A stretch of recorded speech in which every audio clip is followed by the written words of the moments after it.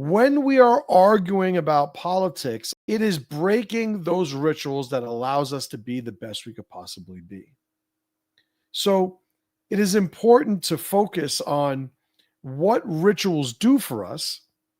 And if we could articulate what that is and the purpose, the function, the objective of these rituals, I don't think it takes much to realize just how off mission arguing about politics is when compared to them. If your daily rituals suffer, your relationships weaken, your vigilance drops, your empire, your tribe, your sense of well-being, all of it begins to crumble. But from within, because you are no longer doing the things that allow you to grow those positive, valuable aspects of who you are.